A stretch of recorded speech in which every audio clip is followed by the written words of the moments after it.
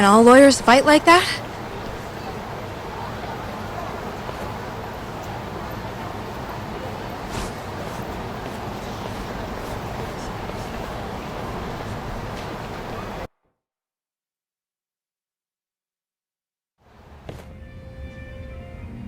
Did you really need to run away like that? I assume you came to see me. There was something I wanted to talk to you about, yes. But I wasn't sure if I should. Then that pig-headed friend of yours started shouting, so I just lost it. Okay, but did you have to tase him? Not that he didn't have it coming. Anyway, I'm listening if you want to talk.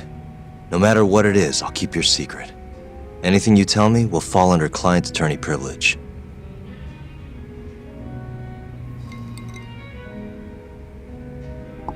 Well, you know the witness who last saw Waku-san? Said he saw him sleeping in his bed. Uh-huh. Well, that witness is a man by the name of Shono-san.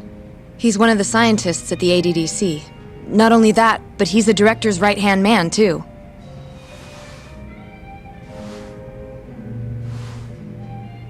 And this is him?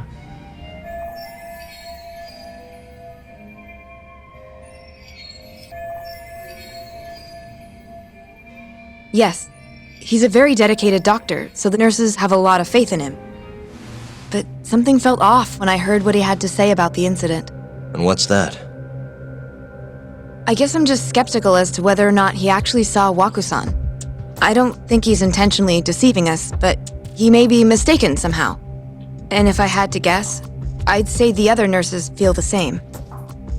Still, why hasn't anyone mentioned this until now? How could we? Nurses talking about a doctor behind his back? That's not something a nurse could do without consequences. And if it came to a courtroom testimony... None of you would testify? Maybe the other nurses wouldn't, but I would. I never really fit in over there anyway. Besides... Yeah? I think Okubo-san is innocent. Oh, really? Sounds like I've finally got an ally on my team.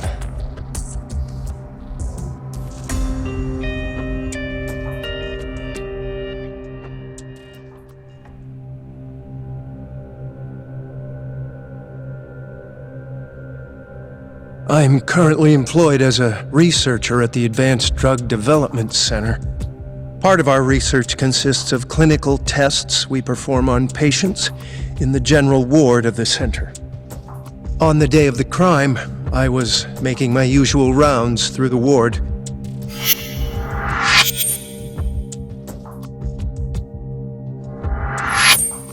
And what time was that? Around 7:50? You're sure? Yes, the patients eat breakfast at precisely 8 o'clock.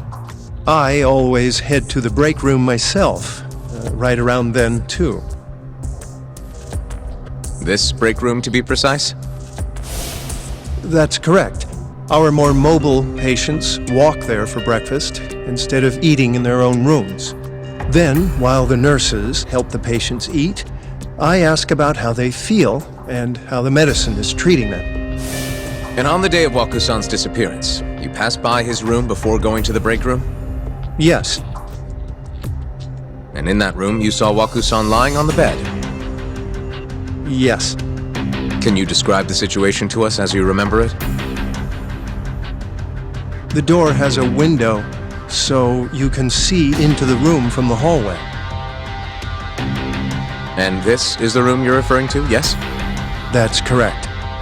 From where I was standing in the hallway, I could see Waku-san lying in bed. He was asleep, with a blanket covering most of his body. And what time was that?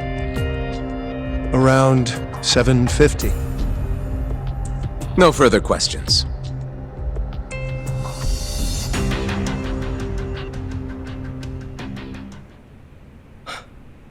Yagami-sensei, why did you call her to the stand? She actually asked to testify. Is that a problem? Not really, no.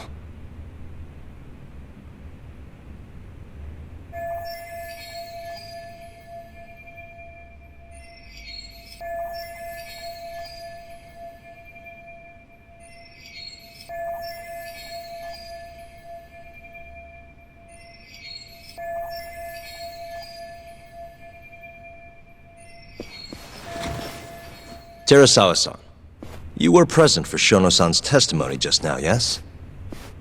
Yes. And what is your opinion on that testimony? For a scientist, I felt his wording was rather imprecise. And as a medical professional, I felt his actions were negligent. Could I ask you to be a little more specific? Our witness, Shono-san, claims he saw Waku-san sleeping in his bed during his morning rounds. However, there's no way he could have known that just by looking in from the hallway. I have evidence supporting Terasawa-san's testimony.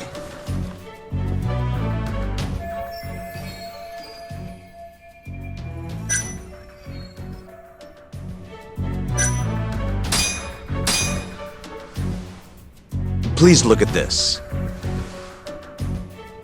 It's a photograph of the victim's room as viewed from the hallway.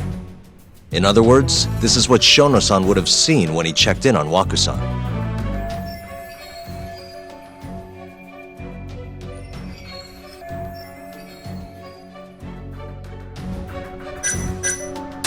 Shono-san was lying when he said he saw Waku-san in the bed. Excuse me? What he saw from the door was likely nothing more than a bulge of sheets. He couldn't have been able to identify it specifically as Waku-san. So to claim as much in his testimony seems like quite an exaggeration, don't you think? But common sense would dictate otherwise, would it not? Who would be in the bed other than Waku-san? The staff nurses are trained to always enter a room when checking in on a patient. In Waku-san's case, it's impossible to tell anything just by looking in from the hallway. There was actually one time a while back where we thought he was under the covers, only to find Waku-san eating in the break room a second later. And upon re-examining the room, we realized that we had mistaken a bunched-up pillow for Waku-san. The witness makes an important distinction. The prosecution asserts that Shono-san's testimony is clear, that the victim was taken out of his room at some point between 7:50 and 8:30 in the morning. They claim that because of this time frame, the defendant must have smuggled Waku-san's body out in his laundry bin.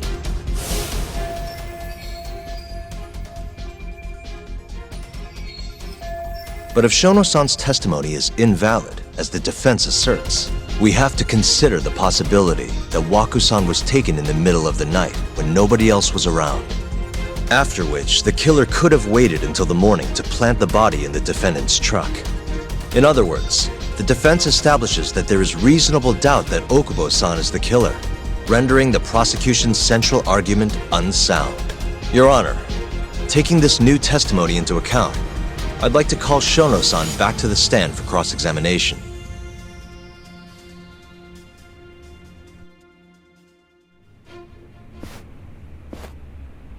Shono-san. Yes? I'll get right to the point. On the day of the crime, what did you see when you looked into Waku-san's room? I saw Waku-san asleep in his bed, I think. And did you get a clear look at his face? I don't remember. So it's possible that it could have been someone other than Waku-san in that bed. Or maybe even a pillow that you mistook to be Waku-san's body. Isn't that right? Objection! The defense is leading the witness. Sustained. Please rephrase the question. Shono-san, can you say without a doubt that Waku-san was in that bed when you checked on him? I don't think I can, no. Then the defense rests. But I do have a quick remark for the prosecution. Huh?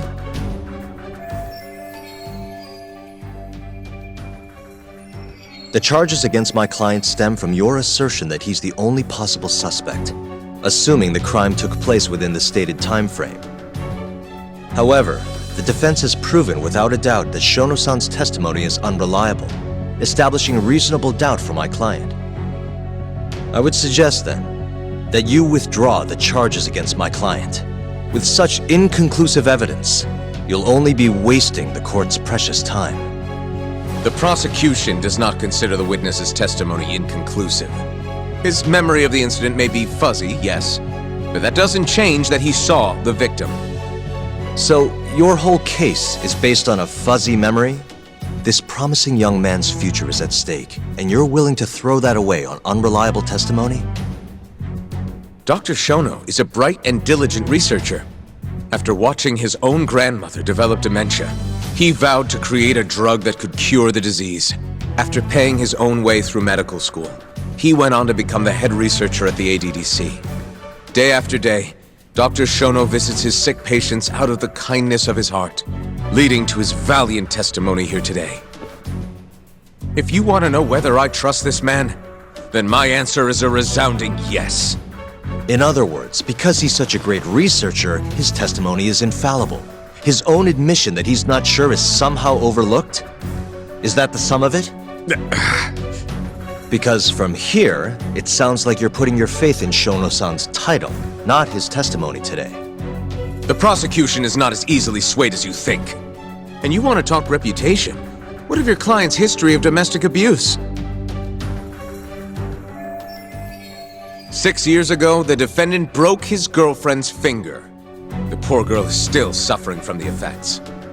And the cause? A minor, drunken disagreement. Now, fast forward to what occurred a few days prior to the crime. Waku-san, suspecting the defendant of stealing his wallet, lashed out and punched the defendant in the face.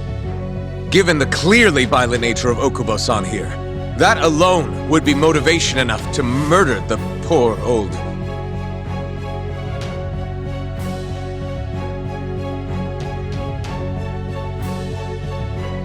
Is something wrong, ma'am? Please remain seated while court is in session.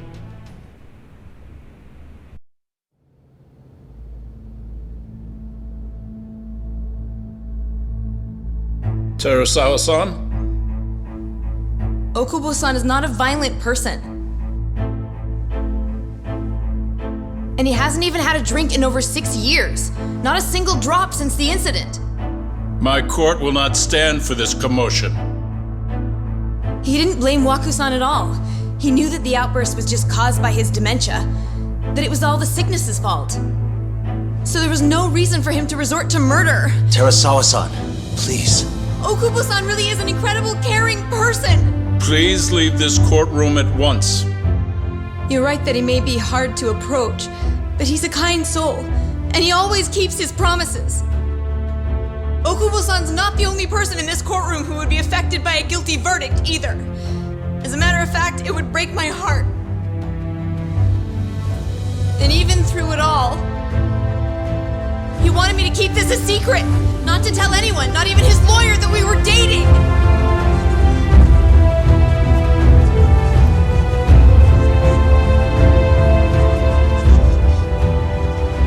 Even though he knew he could have ended up in prison, making sure I was safe was the only thing in the world he cared about. That's just who he is!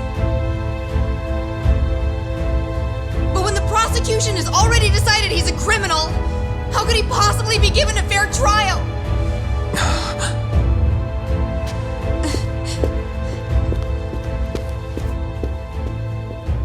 Her little outburst wasn't technically admissible, but as the trial dragged on, it hung over the jury like a stone.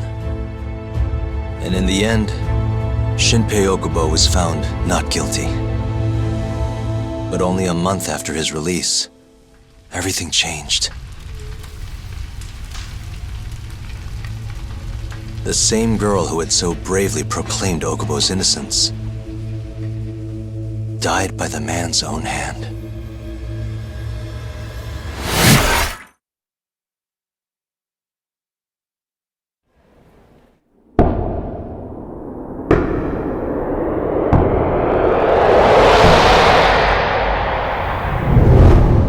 Hi. Something wrong? No, it's nothing, Vice Minister. But... I haven't seen you in about 3 years, Kido-san. I see you're still the director.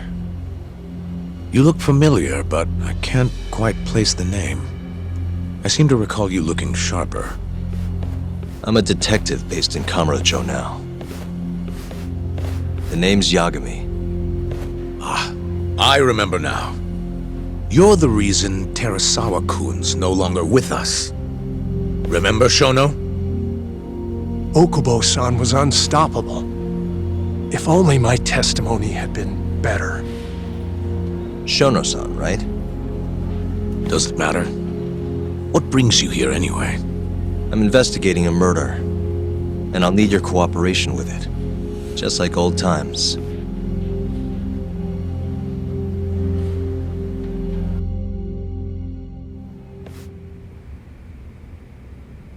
Yes, I see.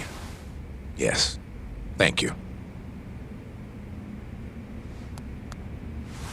It does seem we received a phone call from this Shintani-san you speak of. Do you know who he was calling? Dr. Shono. The same Shono-san you were just with? Yes. However, it's unclear as to what the point of the call was meant to be. Shono was away from his desk at the time, you see, and Shintani-san didn't leave a message. You have no idea what he wanted to talk about? None. Shono says he doesn't know a Shintani-san, and sees no reason why he would be calling. Oh, really? Look, Shono and I co-authored the research paper on AD9. We're quite well known, as it turns out. Sometimes, complete strangers pretend to be close friends or relatives in order to contact us. Perhaps Shintani-san fell into that category. Have you heard of the mole murders taking place in Kamurocho, Dr. Kido? 3 Yakuza, each one with their eyes gouged out. It's a grisly business. Shintani was killed in the same way. I've seen the news. Can you think of anything tying the ADDC to those murders? Huh? Look, just what are you implying? Look, I believe we're done here. There's nothing I can help you with. Please stop! You can't! Who are you? Detective Kuroiwa, Kamuro Police, Organized Crime.